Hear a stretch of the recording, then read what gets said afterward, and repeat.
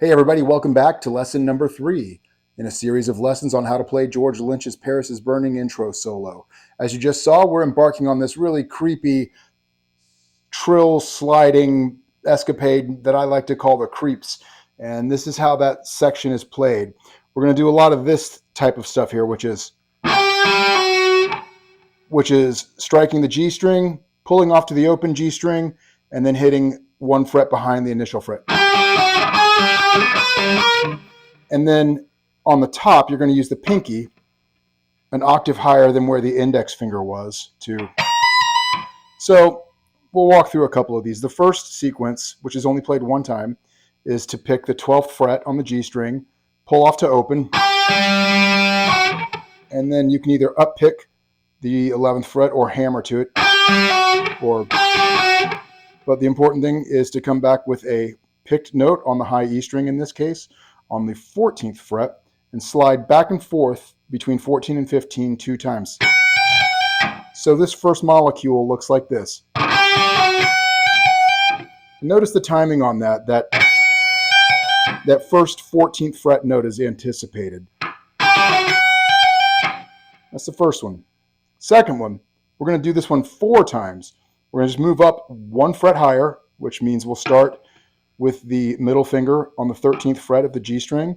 Again, we're going to strike that, pull open, hammer, or up pick back to the 12th fret. Same thing applies. Go an octave higher on the high E string. In this case, that's the 15th fret, and we're going to have that same series of sliding back and forth, 1 fret up. This time it's 15 to 16. Now, while this portion goes 4 times, the last iteration is incomplete. So that one would look like this relatively slowly. And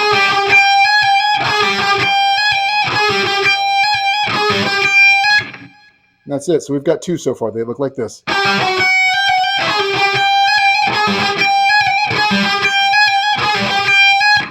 Then we take the whole mess, move it up to start on the 16th fret of the G string. With the middle finger, we'll strike that. You guessed it, pull to open, and then either hammer or up pick. I recommend the up pick on the B string on the 15th fret. Same thing applies. There's going to be 3 of these. And of course, George Lynch, being George Lynch, had to work in an artificial harmonic right there on the high E string on the middle repetition on the 18th fret. So slowly, this one's going to look like this.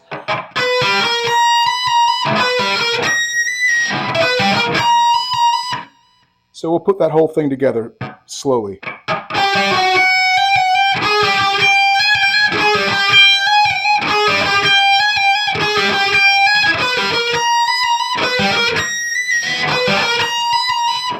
Pretty straightforward. That's going to be followed with a pretty basic blues run, which looks like this. And we're going to just kind of slide up to the 13th fret on the G string for that. Down pick that, follow the down pick straight to the B string on the 12th fret.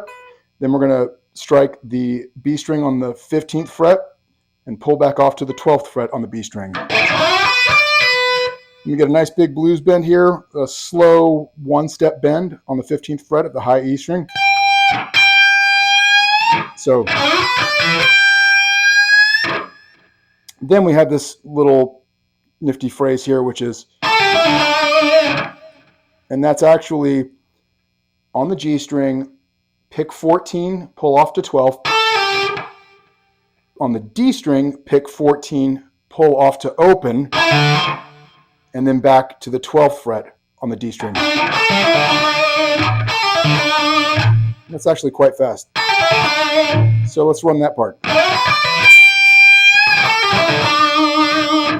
So after that blues phrase, we're going to tag this phrase on the A string. Okay, and that's going to be striking the 13th fret on the A, sliding back to 12, and then working between 10 and 12 in this fashion.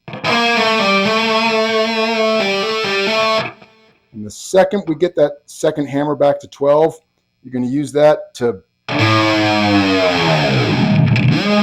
dive bomb the open A string And when you get down, activate the rest of the strings while the bar is depressed. Make it woof a little bit.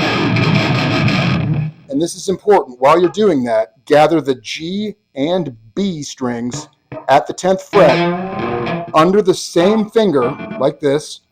And as you emerge from the tremolo rattling while depressed, you're going to bend up, believe it or not, a fourth, like this.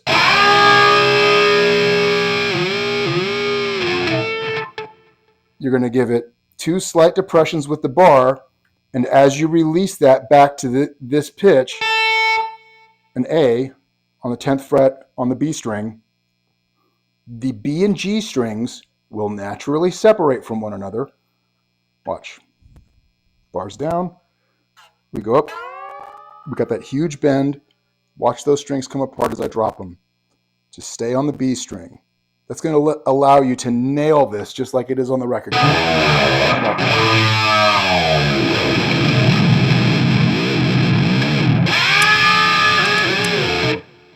And that's how you get that. The next thing up is going to be the arpeggio sequence.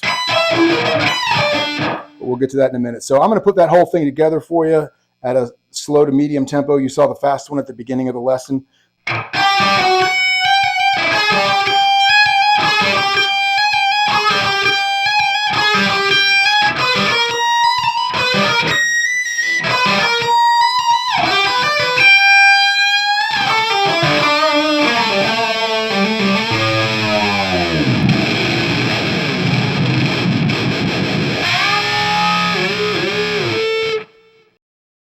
See you on the next one.